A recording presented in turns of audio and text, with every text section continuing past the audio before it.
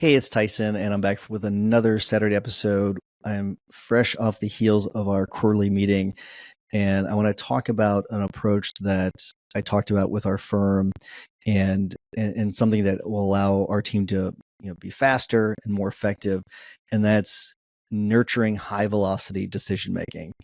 Really, really important thing, and it's a concept that Steve Bezos talks about, and I'm going to talk a little bit about Napoleon. Before we get into the episode, though, I do want to remind everyone, if you've not yet gotten stage one of maximum lawyer minimum time, I'm not sure how much longer we're going to offer it for free. If you do want stage one, just text me 314-501-9260. Text me stage one. So stage one to 314-501-9260. We give this to all guild members. We give all stages to guild members absolutely free when you join the guild. We're giving our listeners, just for being a listener, just for being an awesome listener, stage one absolutely free. I will also just ask, shameless plug, if you will, give us a 5-star review. If you enjoy something, if you get something out of these episodes, if you enjoy them, if you learn something, if you will, please give us a 5-star review. It allows us to help spread the love to other law firm owners that need some help. So please do that if you will. All right, so let's get into the whole idea of high velocity decision making, and that's the term. It's coined by Steve Bezos, and he wants to make sure that he talks about how he wants his people to make decisions at the lowest level as possible. And sometimes these are decisions that are big decisions. But if you want to be able to try to not run things up the flagpole, if at all possible. There is that question that I learned from Christopher Nicolason, and I've been asking it for a while about, what do you want to do about it? So whenever someone asks me a question, I say, what do you want to do about it? That's one way of sort of, handling an employee that continues to ask you questions about things. But you do definitely want to foster this idea that it's okay to make mistakes, that you're going to make these mistakes. I want you to make these decisions. It's going to allow us to move a lot faster. It's going to allow your firm to make a decision, move on, empower your people, make the decision, move on. If it's a mistake, it's a mistake. It's usually a mistake that you can fix. And I told our employees, I said, hey, here's the deal. You're going to make a mistake. It's fine. And usually we can fix it. If not, that's what we have malpractice insurance for. Okay. That's what I told them. That's the reality of it. But we want our people to make decisions quickly, big decisions, make those decisions instead of letting them just sit, because letting those big decisions that need to be made just sit, it actually causes a lot of problems, a lot more work. And if you can free up just the bandwidth from multiple angles, the brain bandwidth, because you're thinking about it all the time, because it's not there. It's just sitting there. You've not made the decision, but also just think about all the follow-ups. If you like, I use the snowball example when it comes to discovery. Like, if you don't do something on that, guess what happens? It snowballs, because next thing you know, you're getting follow-ups about it, and then you're having to get motions to compel or file motions to compel, and then you're having to go appear in court. So it just kind of snowballs. Same thing with decisions. It snowballs if you don't make the decision and move on. So you want to empower your people to do that. Okay. Part of that too is the mindset, empowering your people and making sure that they have the right mindset about it. It's not something that's optional. Having that mindset is absolutely essential. That's one of the things that we hire for is edge. And that's the ability to make those really difficult decisions.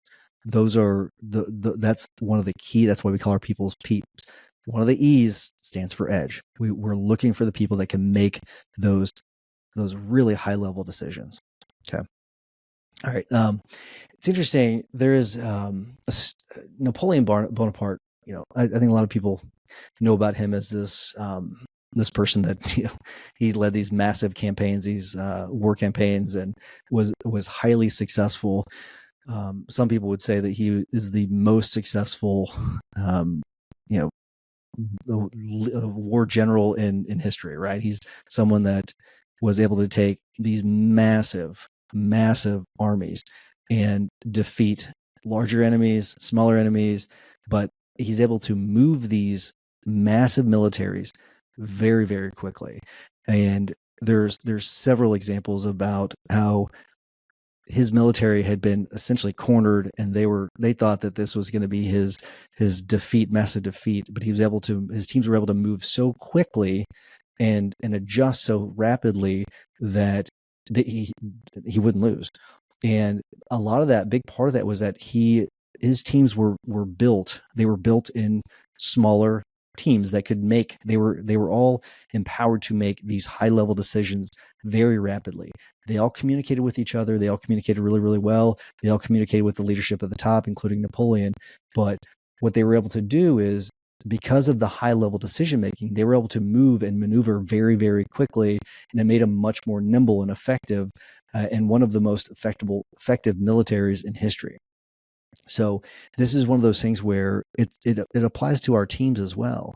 We may have multiple teams inside of our law firms, but if you empower them to make these high level decisions, they can maneuver a lot faster and make high level decisions that are not gonna cloud you either. These are things that they're not gonna be bringing to you on a daily basis. You're allowing them to make these decisions. They're not having to wait on you, and then they're able to move on to the next case. So you want to be able to empower them to do that. A big part of this, and I mentioned this before, but flat out tell them that they have permission to make mistakes. Okay. The first part of this is obviously empower them to act. You want to make sure that they know that they need to just make the decision. Instead of running up a flagpole, if they can make that decision, make it. And usually you can. The other part of it is making it very expressly telling them, you have my permission to make mistakes. You're going to do that. It's maybe the most crucial part of that, because many times people don't act, and they don't act because of fear. They don't act out of fear. All right. And that is one of those things where they're paralyzed from fear. So they, instead of making that decision, they come to you. But if they know that they're not going to get fired just because they made a decision that they didn't run up the flagpole because they wanted to make sure that they were trying to help the client, or they were trying to do something better for the firm. You got to be able to trust your people to do that. They're doing things in the best interest of the firm. You got to be able to allow them to make those decisions. They've got permission to give them that permission to make those mistakes. That way, it's not something that you're getting bombarded on a daily basis. But remove that fear element. And there might be certain things that you absolutely want ran up the flagpole. That's fine. Create a list of those things. Tell them what those things are. But for everything else, say, here's the decision. You make the decision, and if there's a mistake, it's a mistake. We'll fix it.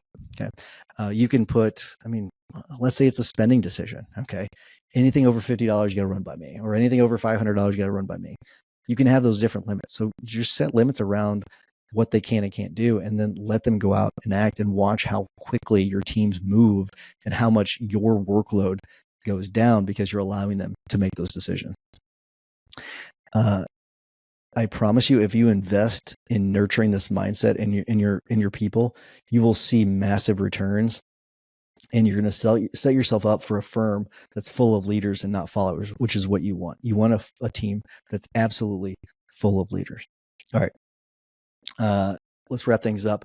As a reminder, though, if you have anything you want me to cover on one of these Saturday shows, just shoot me a text and I'll try to cover it.